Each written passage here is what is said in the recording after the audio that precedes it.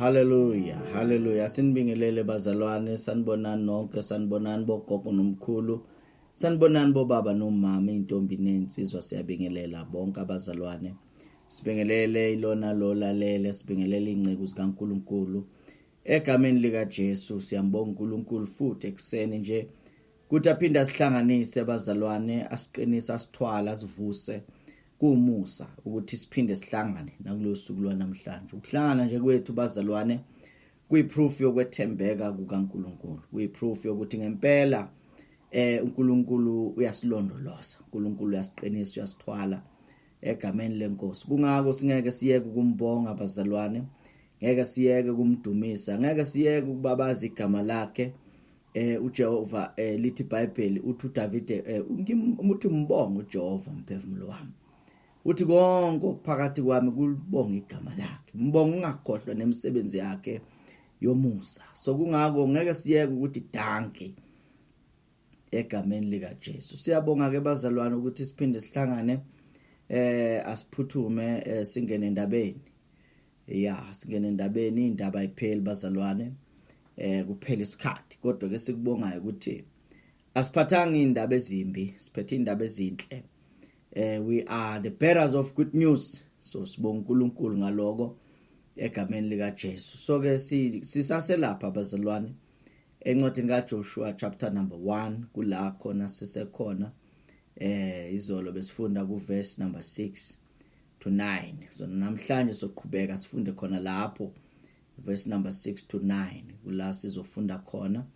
And then ke bese siyathandaza. Siyambonga uNkulunkulu kakhulu bazalwane. So ke ake sifunde ke lithi izwi lenkosi verse number 6. Be strong and of good courage, for to these people you shall divide as an inheritance the land which I swore to your fathers to give them.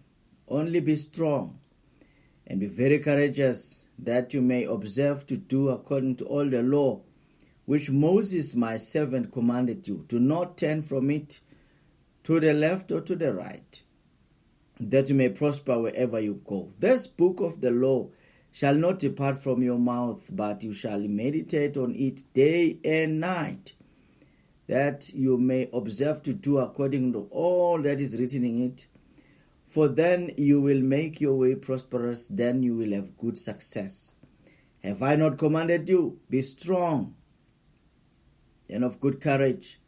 Do not be afraid, nor be dismayed, for the Lord your God is with you wherever you go. Asithandaza.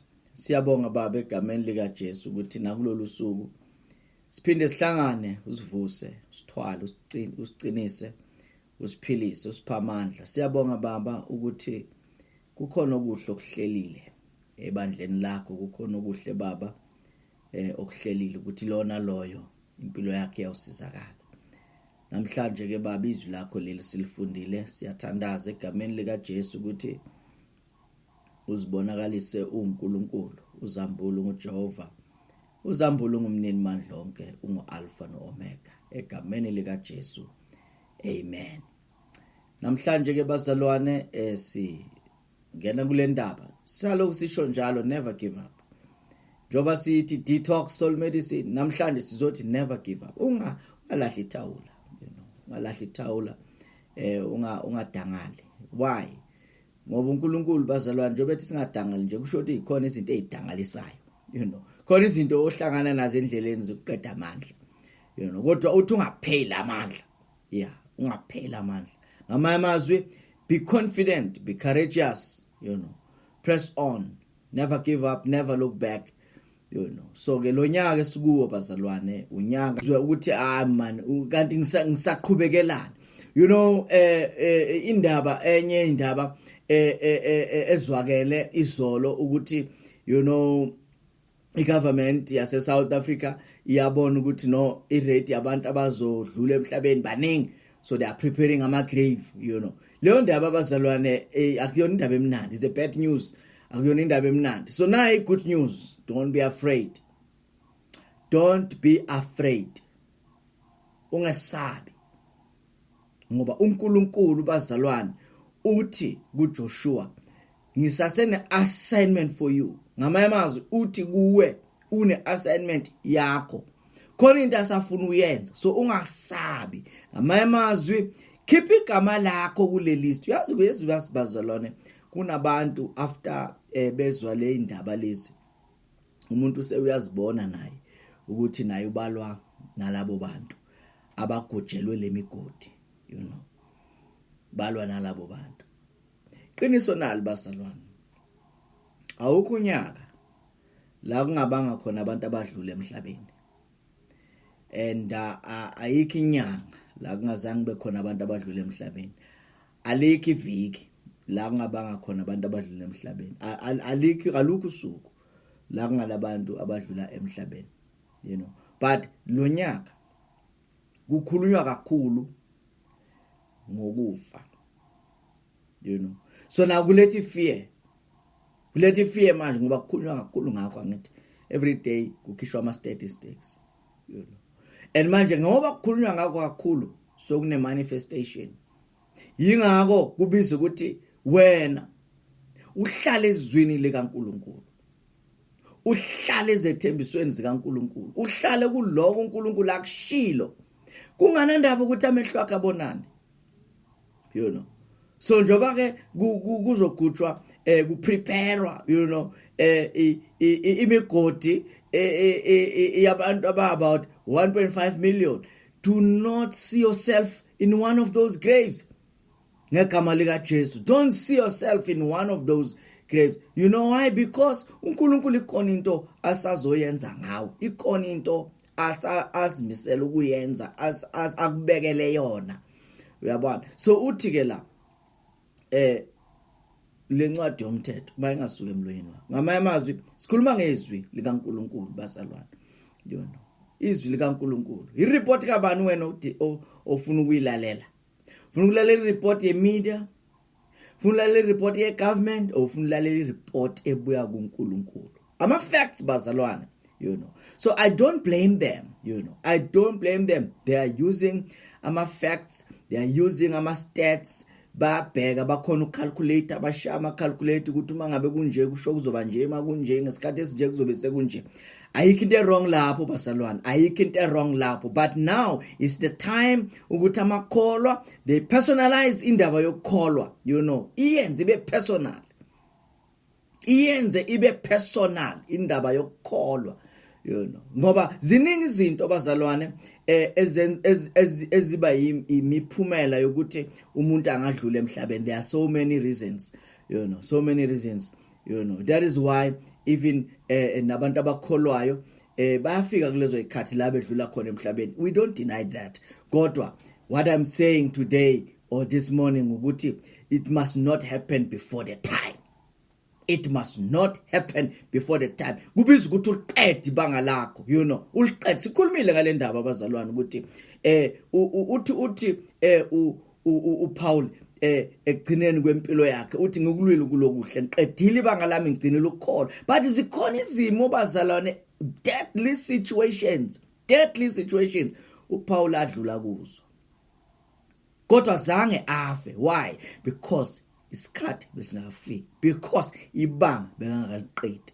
Yingakho uPaul bazalwane wazithola esemkhumbini kwaba nesiphepho sinzima. uNkulunkulu wakhuluma naye wathi batshele ukuthi lo mkhumbi lo uzophela, uzofela olwandle umkhumbi, kodwa akuzofana nomuntu oyedwa.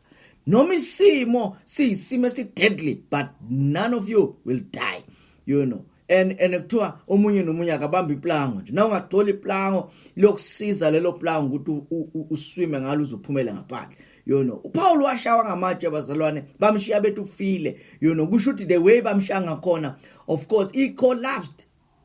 Bashiya bathi I know he's dead. Cedile ngoPaul. Bamangala uma esevuka. And uma evuka wavuke understand ukuthi indlela yokuhamba embusweni kaNkulunkulu siyangena embusweni nangeinhlupheko eziningi. So ke ngizama ukuthi bazalwane ngamamazwi namhlanje ekseni ungasabi. Ungasatshiswa ama statistics, ungasatshiswa ukuthi kuthiwa ukuthi nje phela kulonyaka kukhulunywa ama stats kakhulu as if lama stats bangekho all these years. Ziningi izinto ebezenzeka singazazi bazalwane, ziningi ebezenzeka singazazi.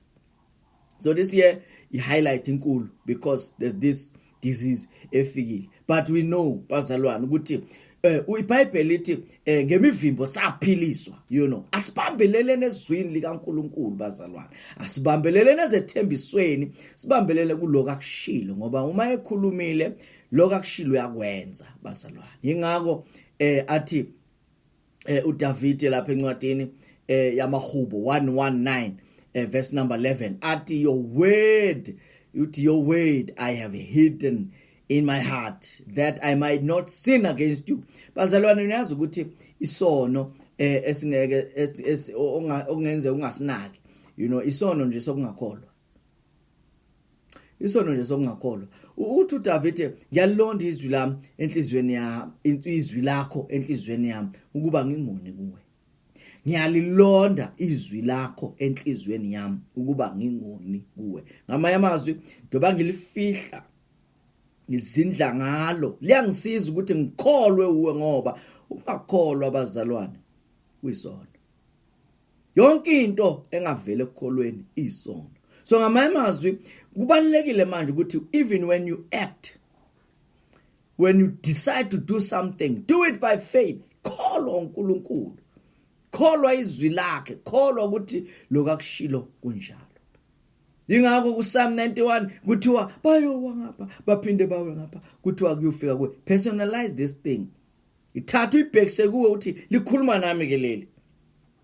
Lisho kimi kuthiwa owakhile ekusithekeni kophezulu konke, ohleli emthunzini kaSomandla, uthi wena Jehova uyisiphephelo sami, uyinqaba yami, uNkulunkulu wami engimethembayo. Kuthi uyakhipha ogibeni lomcuphi, uyakhipha. Bazalwane, siyaphunyuka.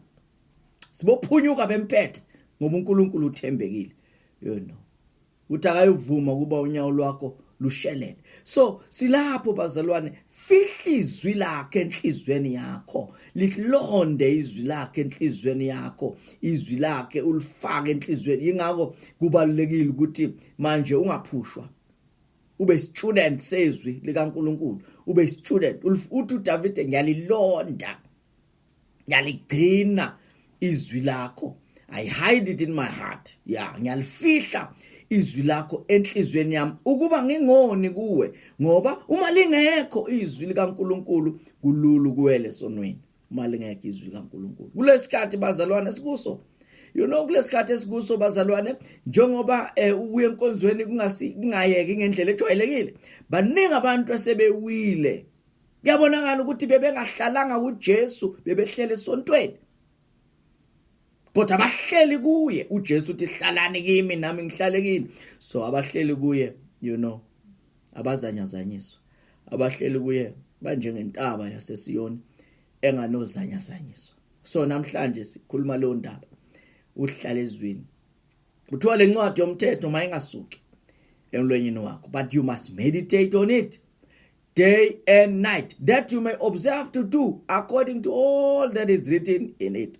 Uzuqaphele ukwenza njengako konke okulotshwe kuyo. Kuthiwa ngokwenza njalo indlela yakho iyohlakanipha, indlela yakho uzophumelela kuyo yonke into oyenzayo, izophumelela. Why? Because uhlele ezwini likaNkulunkulu. So kutshelwa uJoshua kuthiwa le ndlela ozoyithatha manje, as much as kune opposition ozohlangana nayo, as much as kunama difficulties ozohlangana nayo, as much as kunama risk ozowathatha, but le ncwadi yomthetho mayingasuka emlonyeni wakho.